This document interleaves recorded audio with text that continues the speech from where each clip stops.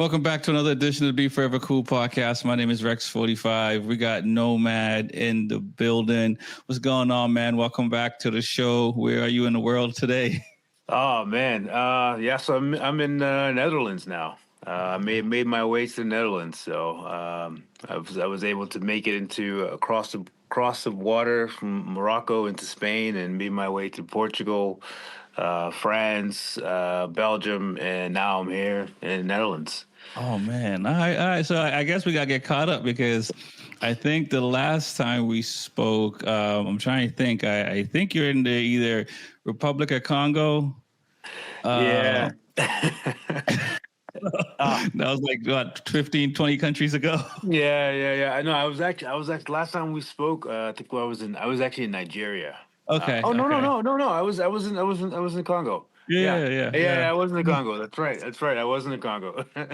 Yeah, because it's been a couple of months. I know we talked on the adventure stuff. I think back in April as well. So yeah, it's been a little bit. Yeah. It's been some time. So let's get caught up, man. I gotta imagine it has to be wild being in the Netherlands now after being, for lack of a better word, so rural. When we last spoke. So let's talk about your journey, how you got from there to here, and also kind of like what that experience was like. Because I saw some clips of you in Morocco and stuff like that, and you know it was a lot more things were happening in one area than riding through some small towns or villages and stuff like that. So I gotta imagine like your spider senses must have been all over the place for a few days. Yeah. I mean, coming out of the Congo, the next country after that was Cameroon. I think by that time I was trying to figure out which border to cross to get into Nigeria. So for those who don't know, going from Cameroon to Nigeria, there's a section of Cameroon that's quite dangerous. And you have three options when it comes to crossing the border. You can take the ferry, you can take an escort, or you can take a route that's really off-road. And when I say really off-road, I mean it's really off-road. You want to only do it during dry season. During the rain season, you'll see trucks going, and they'll just leave their truck there over, for the course of like a couple months because it gets stuck in the mud. So. But yes, I mean, I think that was a decision that I had to make to find out which border I was going to cross, getting into Nigeria. I was a bit nervous heading into Nigeria because we've heard so many stories about Nigeria. But the surprising thing about Nigeria was the fact that it was absolutely a blast. Nigeria was amazing. The people were amazing. It's probably one of the most friendliest countries that I've been to in Africa. So everyone is not trying to sell you something, trying to, take all your inheritance, none of that. Well, that's a whole other topic. I'd say the end of the day, people, they're opportunists, like, and it's when things arrive, when the opportunity arrives, they tend to kind of, they will try to get you, if you're sleeping. Yeah. So you do have to kind of watch out a little bit, especially if you're going to a store and you want to buy something and then they see you and they know you're American or whatever, and then everything just doubles and triples and quadruples. So the thing, and also like they will definitely, if they're trying to sell you a service, they will convince you that their service is the best and you can't get it anywhere else. But yeah, I mean, at the end of the day, they're still a very friendly group of people, and they always want to take photos. They're always like, let's take a picture. It was probably the only country in Africa where people were very open to taking pictures.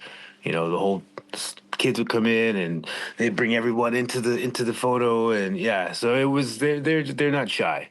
Okay. And like what towns or cities did you get to visit, and like what was the the architect like and kind of like, you know, the hustle and bustle of the town or city? Yeah, so it depends on where you were. You know, as you're further away from the cities, you'll see a lot more of the smaller villages, and you kind of get that feel of when you walk into a small village. You just have that small village feel. You just it's like everyone knows everyone. There's a local store over there, and like everyone gets everything over there. Also, as you get further away from, say, Lagos, right? Okay. Everyone, like, you see a lot more Muslim culture as well. Mm-hmm. There's a lot more Muslims surrounding, like outside of Lagos. And also as you go further north, like if you go towards like Abuja, you definitely will get more Muslim as you go north in Nigeria. Right. But I didn't go that far north. I stayed a little bit, like actually very far south. I stayed, and just Right. Right. went across Nigeria. Got you. So did you go? So you spent a little bit of time in Lagos, Yeah, so Lagos is amazing. Lagos is and let really me cool. ask, how does it compare to like a New York or like a Boston or like a Chicago? Yes. Like, you know, what's the vibe like? And did you get to enjoy nightlife? Yeah, so it's funny you say that because it definitely has a New York. It can have a New York feel, especially with the highways and the byways going across throughout the city. And if you take the wrong one, it'll bring you somewhere for 30 minutes, and then you have to turn around. So Like the mass it spike? has that same vibe.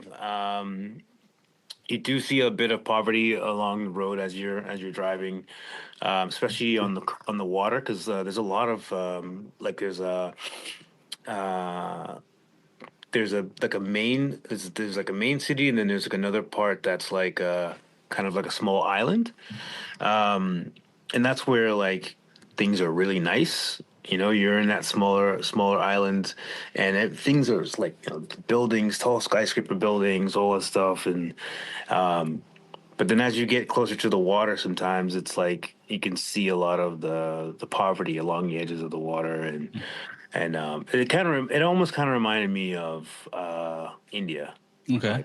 like Mumbai. Like you look over here, and there's skyscraper buildings over here, and there's like $1 million apartments and things like that. And then you look over to the right, and then you just kind of see the slums on the right. You know, Right. Right. Right. it kind of gave that feel just a little bit at times. Got you. And what was lodging like for you? Were you in one of the nice high rises for a day or Oh two no, for an hour? no. Or were you still like, you know, Definitely looking for a not. place to Definitely pitch a not. tent? I'm still in the budget mode. I was still definitely in the budget mode. But I mean, it's honestly, you can find something decent for like $20, $25 a night. Um, that has, you know, a shower that's not a bucket shower. Right. But yeah, I mean, I think at the end of the day, you know, with Lagos, it's a whole different vibe of Africa. It explodes. It's like the nightlife is really cool. Like you can go out, and the thing is, like, no, everyone is friendly. Like you're not gonna go out and get into a fight. It's Right. just, you know, like it's not gonna happen. You know, you don't Yeah. you don't you don't even think about things like that. Yeah. Uh, it's everyone is just, especially when they know that you're not from there, and you know people want to show you around and they want to bring you. So it's a really really really really cool vibe, really cool vibe. So I liked Nigeria a lot. So Nice. Nice. And then from Nigeria, where did you move on to? Nigeria, I went to Togo, Benin, and you know, it's crazy because the hospitality in Africa is absolutely astonishing. Like the people there, they will do their best to take care of you, to get you what you need. It's funny because I actually got to Togo and I needed a visa for Benin. Sorry, I got to Benin and I needed a visa for Togo. So when I got to Benin, I met this guy at a hostel, and he was on work, on business, and he lives in Togo. And I told him, I said, look, you know, I applied for a visa for Togo, and they haven't gotten back to me. It's been like 2 weeks. Yeah, yeah. Like he's like, that's weird, and he's like, they're supposed to get back to you in 4 days. So I was like, ugh. And he was like, he's like, let me just make a phone call really quick. You've heard that makes before. makes a phone call, and he's like, what's your passport number? Or what's your application number? Within like an hour, I had an email saying that I got accepted and the application got accepted. Wow. Yeah, so like you do end up meeting people that know other people in high places. Yeah, yeah, yeah, you know, yeah. and he actually helped me go from Togo into Ghana because Ghana I didn't have a carnet de passage. So because I didn't have a carnet, I was having a lot of trouble getting. I had a lot of trouble figuring out how to get my bike into Ghana because they wouldn't have let my bike into Ghana. Wow. If he wasn't there at the border, they wouldn't have let my bike into Ghana. I would have gotten stuck there. I don't know how I would have gotten in. But he's like, listen, because I told him I don't have a carnet for Ghana. Yeah. So he's like, let me figure this out. Let me see what I can do. So he makes a phone call, and we get to the border. We meet up with a guy at the border. They bring me to customs, and then customs, the guy looks at one of the other guys. The guy behind the desk looks at one of the other guys, and he looks at him like you know you shouldn't be doing this. Like he looks at him with shame Yeah, because yeah. he's bringing me to the border, and I don't have all the documents that I Yeah, need. yeah, But yeah. he's just looking at him like, why are you doing this? Like A lot said with no words. Yeah, yeah, yeah. So and I picked up on that, and I'm like, uh-oh. I was like, so that even took us about an hour because we had to go back and forth and convince the guy Yeah. to let me in with the bike. Yeah, yeah, Eventually, and also I didn't have to pay anything, yeah. so Yeah, yeah, yeah, yeah. everything was kind of already paid for because I did some documentation in the country before that, but. Yeah, they didn't want to let me in. So I don't yeah, they didn't want to let me into Kindness of Ghana. strangers, huh?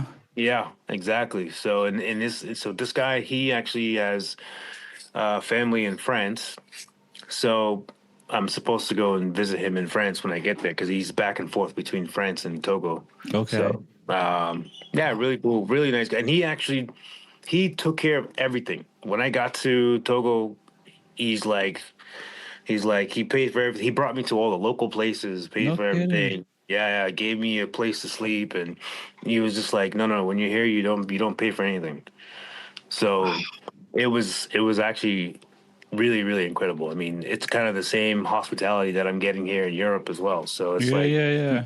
people are very friendly. So it's like you know, you meet people along the way, and then they're so happy to meet up with you, or they're happy to help you out. Right, right. And what has he thought of your story so far, your travels so far? Because I mean, it's pretty fascinating, right? To Yeah, yeah. hear. So he was just happy to kind of just bring me around and like show me to his friends. He's like, "Oh, look at his bike," and he's been around his New York plates, and it's almost the same thing. Then Yeah. when I got to Ghana, it was like completely like it was absolutely the same thing because I got to Ghana and I went to this bike shop and they called like 3 or 4 people and told them that I was in town. No kidding. And then there was this one guy who was a motorcycle instructor, and he has a Tenere, Yeah. and he was so happy to meet me, and he was so happy to see a bike in Ghana that had New York license Yeah, plates. yeah. Like he was just jaw dropped. And then him and his brother, they own a bike shop, so they gave me free tire. They gave No me kidding. free service, oil change, all that stuff. They put me in a hotel for like 3 days, and they paid for everything. No kidding. Yeah, I'm dead Wow, serious, man. Like dude. yeah, the hospitality is wild. So Yeah, yeah, yeah. I'm so thankful, to have these people, to have met these people, Right. and I always feel like the majority of people in the world want to be kind. Yeah, yeah. They want to help you. So, um, yeah, it was like Ghana was a great experience, another great experience because we went riding together. We went exploring Ghana and did some nice trails, and it was really, really, really cool. So definitely, I'm definitely gonna go back to Ghana because I was there. Nice. I wasn't there long. I wasn't there long enough. I needed to be there a lot longer. So, Like 5 months more to go. but yeah, exactly. It must have been nice to get new tires because you had those other tires on Yeah. for a long time. Yeah, because they looked at my tires and they're like, "Dude, like, where are you going with these tires, man? It's not gonna, they're not gonna, yeah, it's not gonna be good." And it's like, "I have tires here. You can just put these tires on. You'll be all right." Wow, wow. So, yeah, so That's pretty wild. And then so after Ghana, where did you head to, and what was that like? yeah. So to Ghana, I think came. What country was it? I want to say it was Liberia. Liberia. I had a friend in Liberia. Okay, okay. I can't. And I'm trying to think. I can't remember if it was Cote d'Ivoire or Liberia or Liberia. so does everyone pretty much have a American accent? I mean, Yeah, I mean, yeah, it's funny how with, obviously the history of Liberia. It's freed slaves from United States. So yeah. you look people they look at the flag and they're like, wow, the flag looks like United States. It's like, well, it's like that because of the people that are from here are descendants of slaves that um, and. But this person that I knew, she was my old roommate in New York. Okay. Yeah, and she's Liberian, and she's just like, oh, come hang out, come meet my family, and and again, she took me in and helped me out, and her husband helped me out big time at the next border because because I had issues with the next border as well. He knew a guy at the border. He's like, listen, I know somebody that can help you out, get you through it. Yeah, yeah. So. That's the way the universe work is wild, huh? Yeah, Yeah. exactly. Exactly. So, when you put the energy out there, I always feel the universe will definitely respond. So, yeah. Um, Unfortunately, I didn't get to stay in Liberia long enough. Maybe like 3 or 4 days. Okay. And at this point, I was just kind of hauling ass up the coast of Africa to get to Europe. So, I think there was a one border that I was going to. It might have been the Cote d'Ivoire border. Man, I had such a bad time. That was the worst border. It just, I hadn't really experienced a ton of corruption or hard corruption at the borders. Right. Just like simple things like I'm at the desk and before the woman stamps my passport, she's like, "That's $15." And you're like, no, it's not. It's not $15. No. And then she'll sit there for like 5 minutes and look at you. Yeah. And you just have to stare down. And then she'll just stamp it very angrily and very angry and then just give it back to you, give your passport back to you. That's kind of the extent of the corruption that I've actually experienced. It hasn't been that bad until I got to Cote d'Ivoire. Is it the Cote d'Ivoire? I think it was Cote d'Ivoire. The guy brings me to the office and he's like, he's going through all my documents. He's filling everything out. He's doing everything he needs to do. And I can see him going through it. He's putting stamps on, boom, boom, boom. Okay. I'm like, all right, this is going very well. then he's like, oh, it's $50 or something. And Whoa. I'm like, for what? He's just like, for the documents. And it's just like, well, I already paid for this stuff. Some of this stuff I already paid for. And I paid for it at the embassy. And it's always good to keep a receipt because then you can be like, you can hold the receipt up and he's like, listen, I paid for it. And he's like, no, but you didn't pay me. And I was like, okay. And I was like, well, I don't have that. So, and then he looks at me, he's just like, you're American, right? I was like, yeah. And he's just like, you have US dollars. I was just like, little do you know, I've run out. So, Can I show you my bike outside? yeah. I've been on the road for 2 years, man, and I've literally run out of US dollars. I have no more US dollars. He's like, he says to me, he's like, yeah, but you can get US dollars. You can go to the bank and get US dollars. I was like, not that easy, man. It's not that easy. And then he looks at me, and then he says to me, he's like, you have to pay. Now his voice is he's starting to demand. And I had a calm voice. I just like, I don't have US dollars, man. Then he gets pissed and he just throws my documents across the table. And then I think, I had some of the local currency. I had like maybe $15 or $20 of the local currency, but he wanted U.S. dollars. He didn't want the local currency. He wanted U.S. dollars. So he was telling me to go and exchange the money that I had to go get U.S. dollars. I'm like, I'm not doing that. Like, why would I do that? Right. So, and actually, you know what? I didn't show him that I had that currency. I knew I had it in my pocket.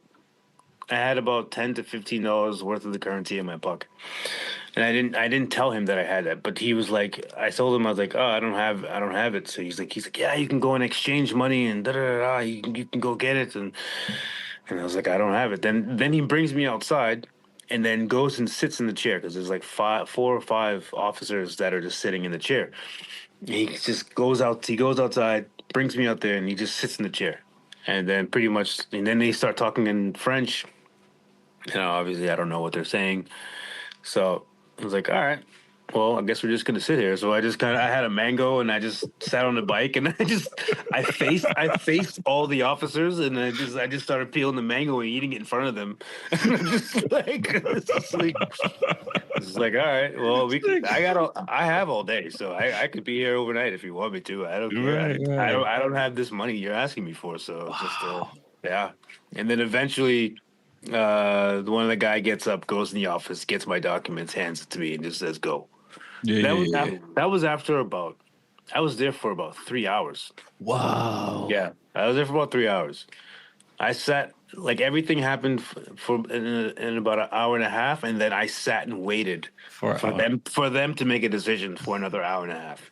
Yeah. Right, because usually people probably eventually gets annoyed or whatever and just kind of give in. Right, exactly. Because if you're not used to this kind of stuff, you're like, you just give them the money. It's like, all right, fine, I have it here. Here's the money. Let me go.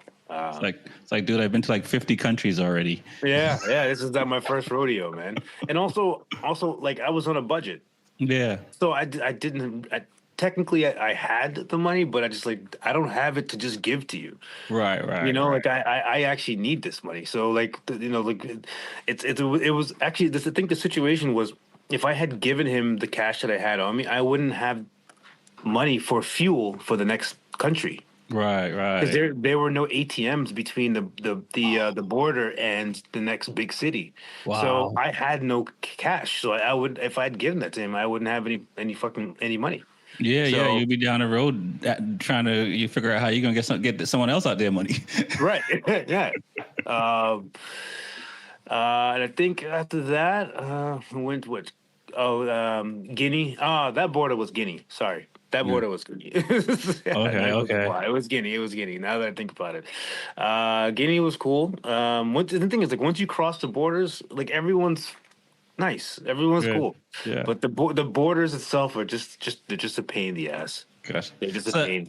Do you? I probably know the answer, but like, if you arrive into this situation a year ago, you might have handled it different than where you are today after having all the experience you've had in the last year and change, right? Because also, again, like you knew enough to keep calm, because I might have been cussing and might have got myself locked up. That's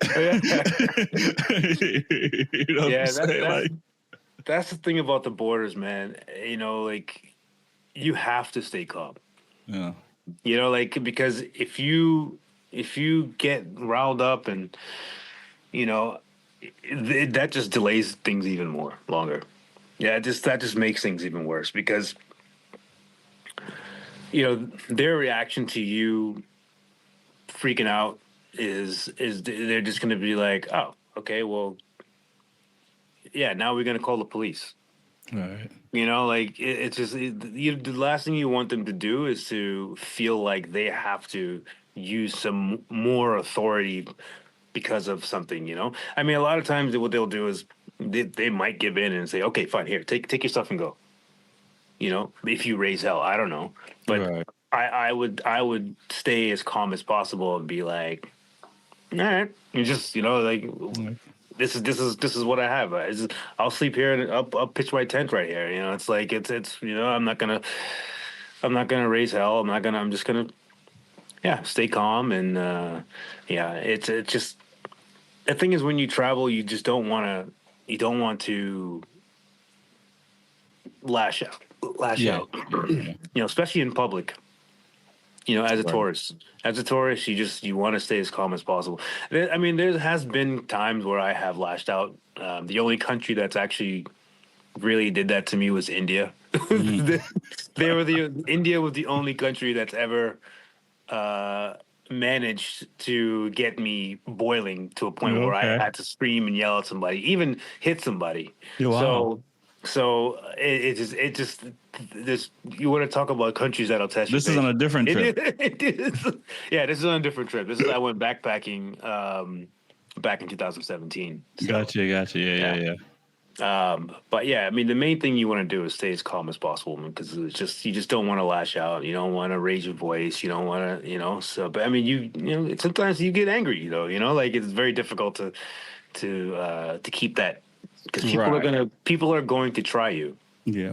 And the thing is like when they try you, it's like, do you think do you think I'm stupid? Like, are you really doing this right now? Is this, um, so you do your best to stay as calm as possible. So Oh, yeah, you do. You have to. yeah, In as most situations as possible. It's hard to do it 100% of the time, but if you can right, get away yeah, with 99, that's yeah, pretty good. exactly. There's always That's gonna be pretty that. good. There's always gonna be that one time, man, where you're like, ugh, Gotcha, gotcha. Yeah, and so you're on a time crunch and you're going through all these places and dealing with the visas and stuff like that. Now, so I without looking at the map, how close are you to leaving Africa at this point? Because you still this is before you got to Morocco. Yeah. So this was after Guinea. Um, I had what country? Senegal. Once I got to Senegal, I had to wait for the visa for Mauritania. So I only had about four countries. I had Senegal, Mauritania, and Morocco. Morocco was easy. Um, for Mauritania, the visas could be a pain.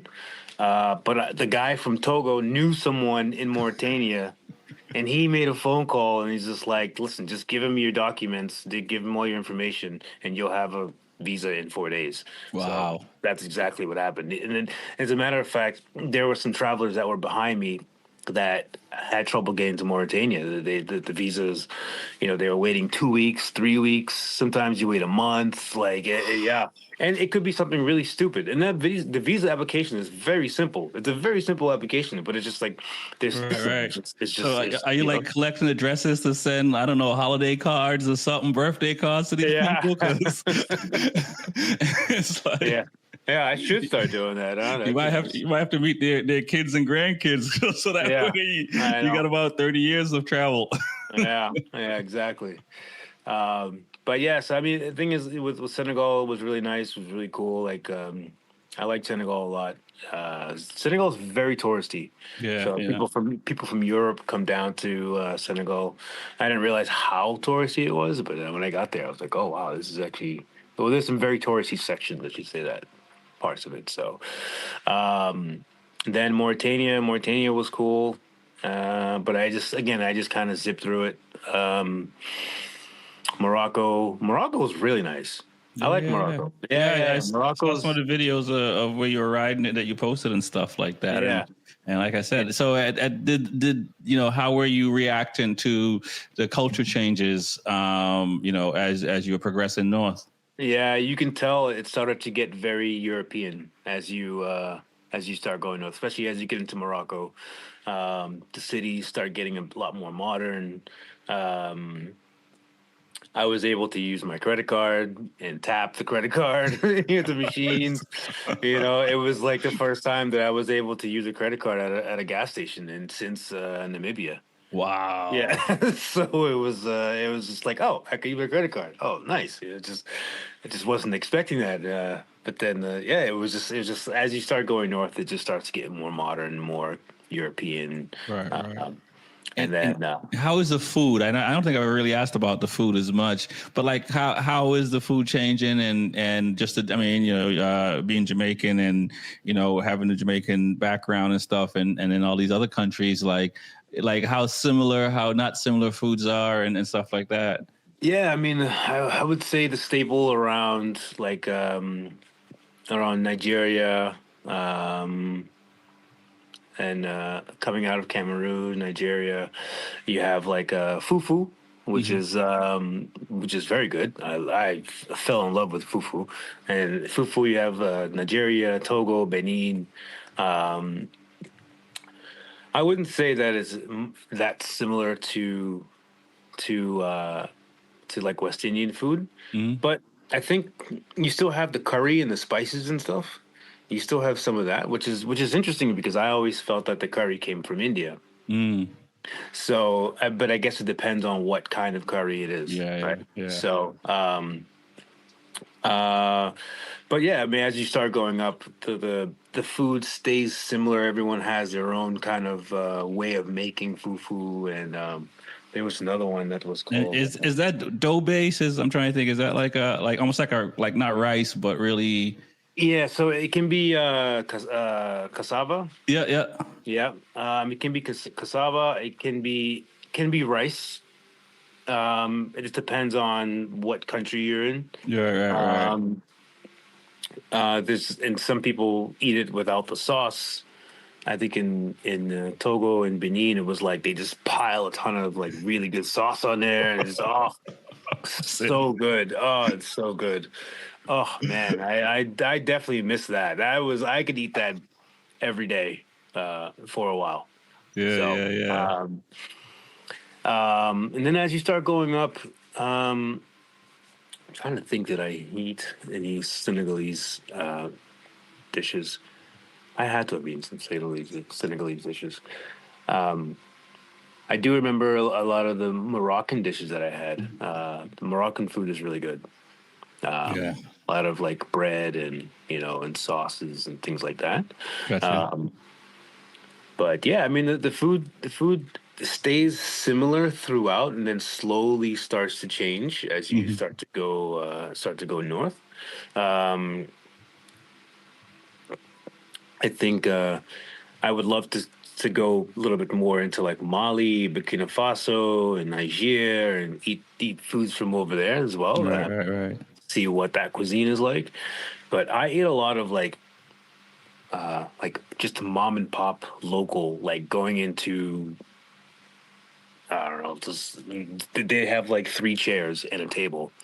And you get, and then you find yourself with the bowl in your hand, and Yeah, yeah, yeah, yeah. like so like I've eaten a lot of places like that. So, um, but then when you go into like a restaurant, Hmm. sit down and it's kind of nice, and they will kind of make the food a little bit different. But I feel Right, like right, when right. you go into the smaller shops, it's like, oh yeah, this is good. This is good. Just don't look in the kitchen because there's probably flies in there. So, I'm sure. I'm pretty sure there must be. it's just probably flies. That was Uh, one thing you. That was one thing you don't do is just don't look in the kitchen. right, right. Don't look in the kitchen. So There we go. that's my number one rule when it comes to food. Don't look in the kitchen. You might not like what you see. So, okay. So now, any more countries in Africa before you cross the border? And like, what was crossing the border like? Was it a ferry? How did that happen? Yeah, so I was just moving through Africa, and then getting it to Morocco, and then taking the ferry. Yeah, so it was a probably a 1.5 hour ferry. Okay, that's not Yeah, bad. so it's not too bad. Goes right into to Spain. Um, and once you get to Spain, yeah, like that's it. You're in Europe, which is quite wild. It was kind of crazy that like crossing. Well, it was first of all, it was crazy leaving Africa. Yeah, yeah, Leaving yeah. Africa, I really, really enjoyed Africa a lot. And I talked to a lot of people before I did the trip, and some people, most people were like, "You're gonna love it or hate it, Mm. depending on who you are." and depending on what kind of luxuries you like, or depending on how open minded you are, like you either love it or you hate it. People can piss you off, or you can love the people. Right. I think for me, it was definitely I loved it to the point where I would not mind living there in a specific country for like 3 to 4 months out of the year, and then relocating somewhere else. And if I could do like living in say States, Europe, and Africa, just kind of be that little triangle there, that would Chasing the be sunlight and not the yeah, snow. exactly. That would be amazing. So, but but yeah, I mean, I loved it. I loved Africa. So leaving Africa was kind of, and a lot happened in Africa. Right, So right. a And lot how long happened. were you there? You were there for 10 months. 10 months. Okay. Yeah. So and so much happened. The bike got messed up. I crashed. I've broken a shoulder. Just it's just a lot just happened in Africa. I have a lot of memories there now. So yeah. And then going into Europe, once I stepped into Spain, I was like, wow, I'm on my fourth continent. Wow. And That's I was pretty like, dope. I cannot believe that I've ridden my motorcycle on four different continents. And it was like, Gotcha. wow. And just getting there, I had to really just kind of like take it all in and just think about like everything that I was doing. And, I had to like take a deep breath, man. And yeah, it was incredible. The fact that I had gotten there. And, Yeah, yeah. you And, know, and and then you heard a bunch of horns probably and people telling you to get yeah. out the way. You're not going fast enough. Well, to be honest with you, I mean, I think the culture here is very quiet. It's not. No one's gonna like beep the horns like crazy. Like Right, that's the right. thing. Like they No, when you don't. said the culture here, the culture where you're now or culture in Spain. Yeah, yeah, it's different, huh? Yeah, yeah. You don't really hear. It's not like being in New York City or being in Boston or people are not laying on the horn like Yeah. they're not impatient Americans. It's Gotcha. it's just um but yeah, but getting into Spain was really cool. And then the next was Portugal, and I had Right. met up with a friend in Portugal. Got you. And Um, it was it's south of Spain or South Spain, right? So yeah, like Valencia or it would be what do you call it? Gibraltar. okay, okay. Yeah, Nice. yeah. So that's kind of where the ferry dropped you off at, Yeah, and yeah, yeah. yes, then I just kind of hauled ass to Portugal. Okay. Um, and stayed in Portugal for about a week. Okay. Yeah, I was there for How do you about a like week. Portugal? You're going back? Is that You what this? know, I think if I did it differently, if I was not in Lisbon Mm-hmm. during tourist season, I think it would be a little bit different. But Okay. because it was tourist season in Lisbon, uh, I felt like another. Tourist. It was like, yeah, and I felt like it was like the United States. Yeah, you're like, I'm You not know, like them. and no one speaking Portuguese. Wow. All you hear is English. Yeah. Um, so yeah, I think if and when, which I do plan on going back, I'd probably stay near the coast, Yeah. I'd stay away from Lisbon. I've already have a not so great taste Yeah. Yeah. Yeah. Yeah. in my mouth for Lisbon. Um, That's kind of just how so, I felt about Venice. Venice is very touristy, yeah, and it's tough because it's such a cool place. But at the same time, when you see all the tourists there, it's also like, oh man. yeah. It almost feels like it kind of ruins the natural vibe of the place. Yeah. Yeah. Um, but I think if I were in like the north or near the coast, I think it would be a little bit different, just away outside of Right. the touristy areas. So Right. And what's riding a bike like in Spain and in Portugal? Because more asphalt roads and highways, I suspect. yeah. Yeah, I mean, if you're taking just the paved roads, yeah, there's a lot of big highways, things like that. Unfortunately, I was not able to really explore and to take some back roads and take trails and things like that because it's definitely along the Trans Euro Trail is along those countries. So, Mm, and it goes all the way north, and you can take the Trans Euro Trail and you'd be on dirt like 90% of the time. So, okay. but taking and the gas in Europe, oh my gosh, it's so expensive. I, I kept complaining about the prices of the fuel, because I filled my bike up and it was like 30 euros. Oh, wow. Yeah, It yeah. was like 27 euros, and my bike wasn't even on E, and I'm like, wow, that's expensive. And then Mm, the right now the dollar is super weak, yeah. so the euro is like it's like I don't know, like 14 or something like that, I think. Mhm. But it was just I had never filled my bike up and paid that much money. I was It's like just, I could live for a whole day. What am I doing? yeah, exactly. And then obviously the highways, you're hammering the throttle. So Mm, the highways you're going 90 miles an hour, 80 miles an hour, and you're just on the throttle. So that's just drinking my gas. yeah, yeah, So yeah. now I'm just kind of like, well, damn, I have to stop for gas every time and fill up $25 to $30 every time, and just Right. it's just yeah, it was definitely an eye opener being like, welcome to Europe, Gotcha, just gotcha. Yeah, yeah. I can imagine. And then okay, so you get from Portugal. Where do you head next? from Portugal into back into Spain, then France. But again, I was just moving through Yeah, yeah, yeah, France. yeah, yeah. I was trying to get to this festival in the UK called the ABR Festival, Mhm. but my bike in France kind of shit the bed. The chain was stretched out. The sprocket was bad. So I had to make an emergency stop and get that fixed. So I didn't make it to the festival.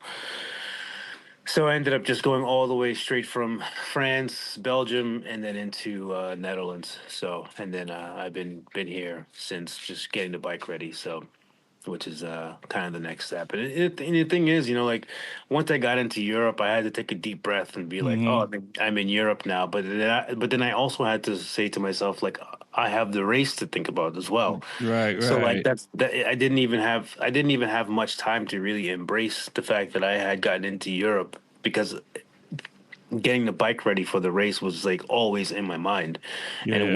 whether or not I was going to be able to do it or even make it to the race, because I had finances were unfortunately were starting to get a little wonky, and then there was like, how am I going to get to Romania? How am I going to get the bike fixed?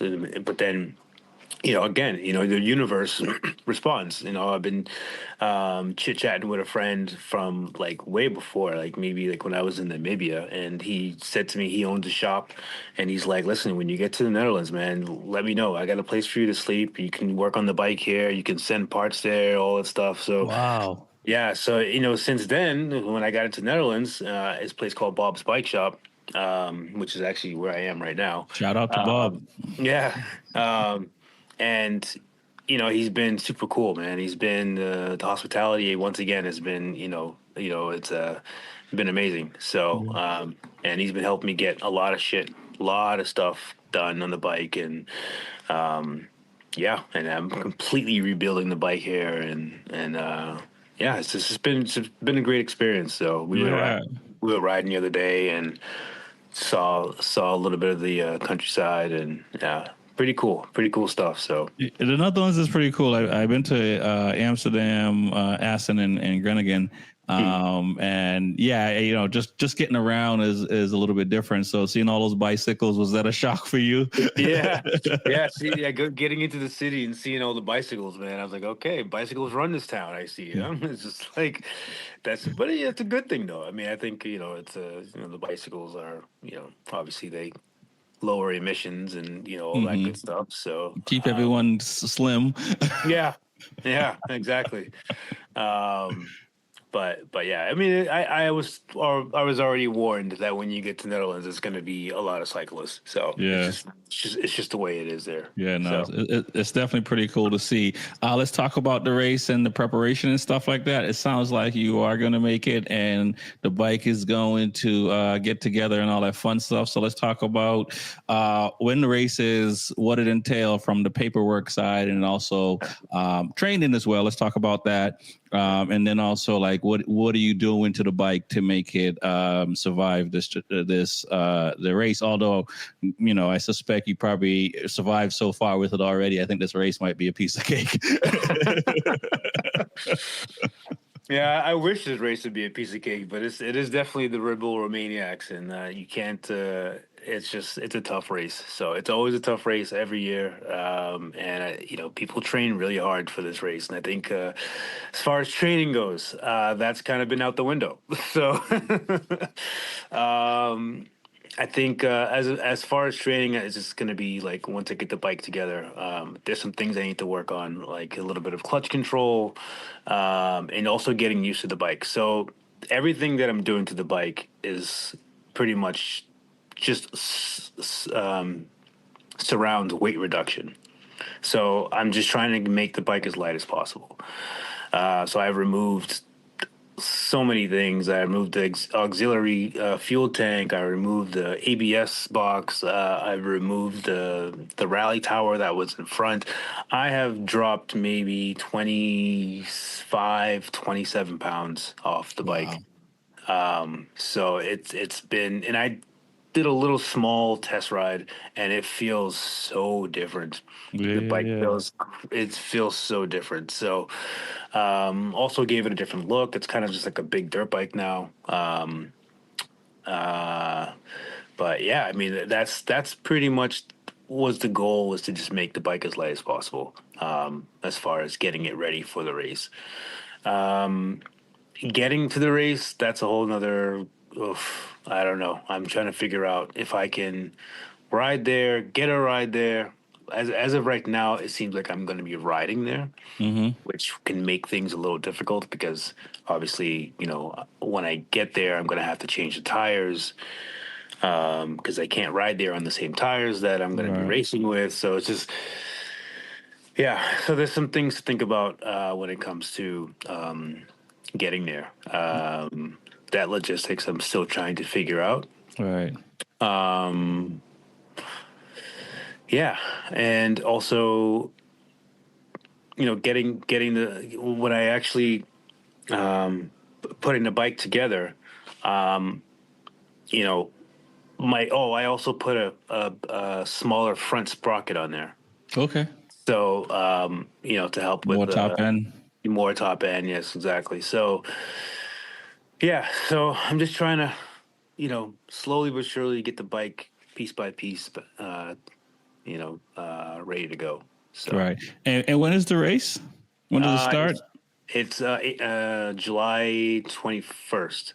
Okay. So when you get there, 2 weeks this year, from like today. yeah, Tomorrow.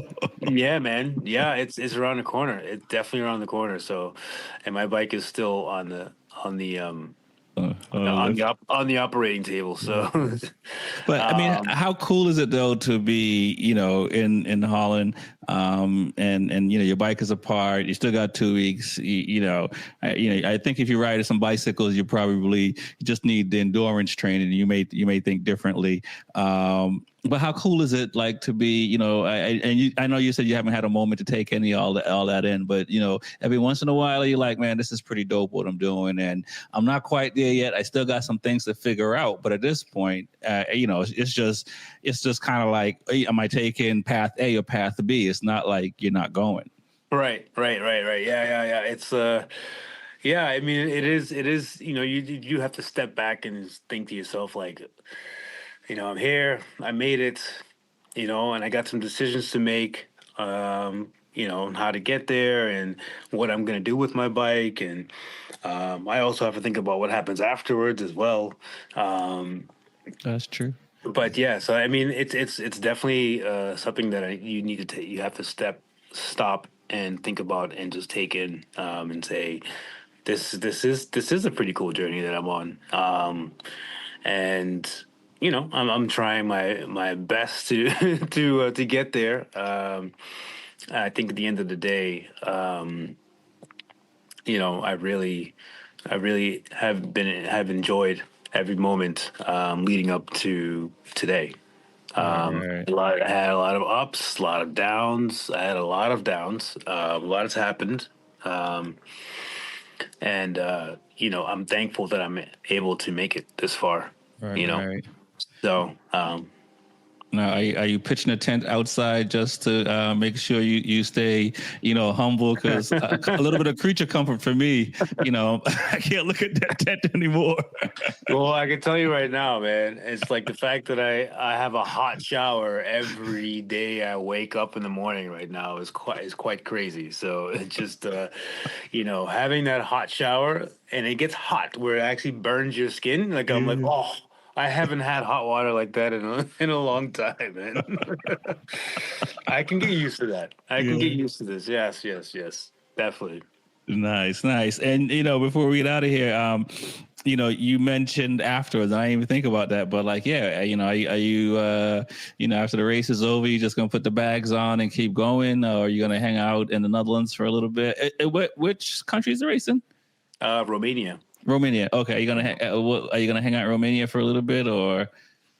Well, here's the thing. I mean, right now, again, the funds are winding down, and I'm not working, so that is the problem. If I had a steady income, Hmm. I would throw the bags back on and just, yeah, I would just tour Europe, for another, 2 months or whatever, forever, how many months I have for the visa. But unfortunately, because I'm not working, I have to figure out something else. So I might have to head back to the Netherlands or even Portugal, possibly leave the bike and go back to the States and just make some money, Got you, got you. and then go back. So, you know, I could have done this sooner, but I wouldn't have been able to make the race if Right, I. right. So, but after the race, I'm like, okay, I feel a lot more comfortable, and okay, I feel a lot more okay with parking the bike, heading back to the States, if they let me in, and and make some money, and because I really want to get a visa for Portugal. Uh-huh. As I was when I was talking to my friend who lives in Portugal, she's like, "You're better off doing it from the States, because if you're already there, it makes things a lot more difficult, because then you Right. end up overstaying your visa trying to get the process Visa. done." Right. So she's like, "You're better off going to the States, get some money into your account, figure out your life, do some things, stay there for about a year, and then apply for the visa that you Got you, want." got you. So she said that's the easiest way to do it. Gotcha. So Okay. Well, hopefully something else will pop up and you might not have to wait a whole year. You never yeah, know. yeah, That's the beautiful and thing about it. yeah, and the thing is, I mean, the hospitality here in Europe has been incredible. Like Yeah. I really like the people in the motor community here. The adventure motorcycle community is just, I don't know, it's different. It's different than the States. The States, it's a little bit more difficult to tap into. Right. Whereas It's like a Europe, pastime here in Europe. yeah, and whereas like Europe, it's like, there's a lot more love. It's a lot more inviting, to be honest with you. It's like, I'm really upset that I missed the ABR festival, because then I would have met so many people who Right. who I've been in contact with on social media, because they're all in Europe. Everyone that I've Yeah, been yeah, yeah. talking to and being who's engaged with my account, most of them are in Europe. Got So, you. Nah, you never know. I mean, and we'll talk more off here, but you never know. It's pretty wild to even have this the opportunity, but like you never know what's going to happen in the next few weeks or in the future. right. And you can still reach out to these people and whatever connections that could happen. Yeah. Well, the biggest thing that will help me is me doing well in a race. There you go. I mean, if I did well in a race, Yeah. that alone, I think, would spark something. It would open up doors. Yeah, for sure. So, but we'll figure that out when we get there, right? Yes, we will, and we'll find out, man. I want to thank you for coming on. This is the Be Forever Cool podcast. My name is Rex 45, Nomad on 2 wheels. Peace.